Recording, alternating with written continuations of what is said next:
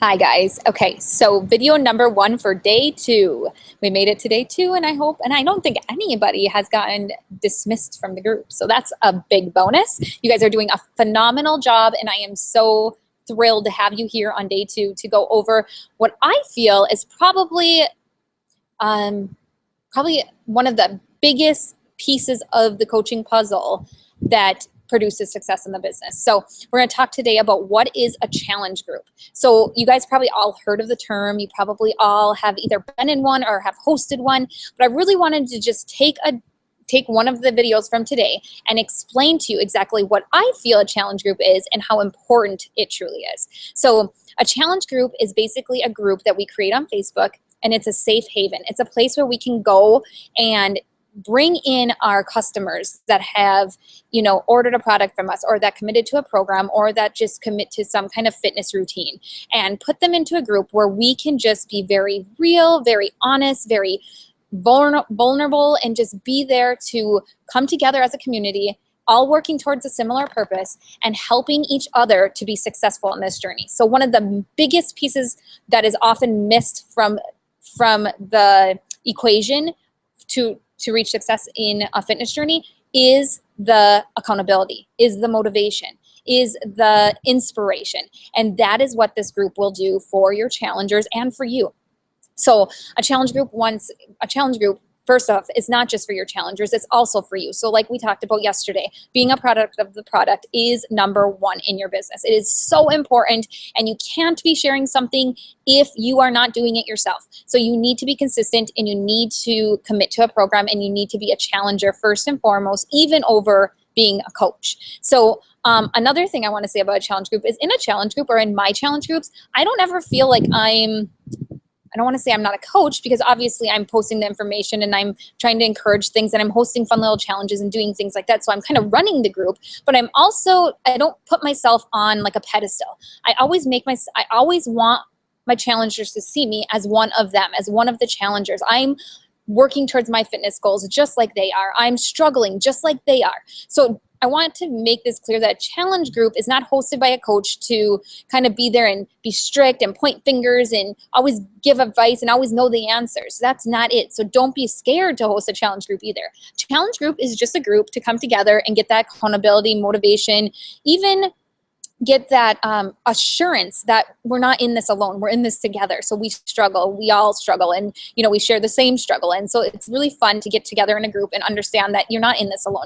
We have each other.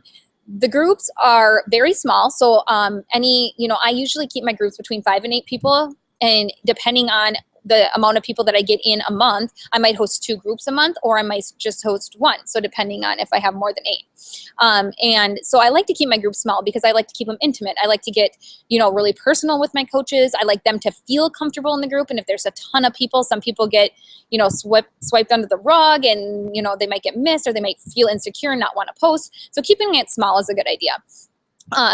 This is another thing about a challenge group. It's actually your challenger's first taste of coaching. So you never tell your challengers that, obviously, but as they're in the group and, they're doing their program, and they're being a product of the product, so number 1 of being a coach is you're a product of the product. Number 2, they are getting results in this group because of a community that's brought together. And so as a coach, you also get results because of the community that you're in, the tribe that you're involved in, the accountability that you have with one another.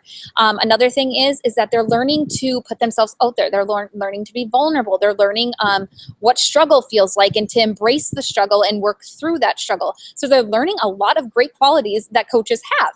And so it's really a great idea as you go through these challenge group to highlight your challengers in a way that will help them understand later on, possibly when they're feeling great about themselves, they have this huge belief and a new kind of happiness inside of them from being successful on their first fitness journey. And so it's really great to be really highlight those moments in personal message and so on. And tomorrow we're going to kind of talk about how to run a challenge group, how to create a challenge group, and I'll talk more about how you can kind of ease into that coaching side of things with your challengers. So that'll be tomorrow. I just want to make sure I didn't forget anything here. Nope, I think that's it. So that's basically a challenge group. Again, a challenge group can be, you can have any rules you want because it's your group. That's the best thing about it. So personally for me, I don't do like a one program deal. Like, so I don't always just say, you know, you have to commit to a 21-day fix or you have to be doing max 30. I am just the girl that's like, okay, I have a goal every month to add 3 to 5 challengers who order challenge packs. Now, obviously I do that because I know for my own business, it helps me. It's a measurement for me to know that I'm moving forward. So I am actually having people who invested in the program, which number one, I have found over the years that those people have very good results because they actually made the investment.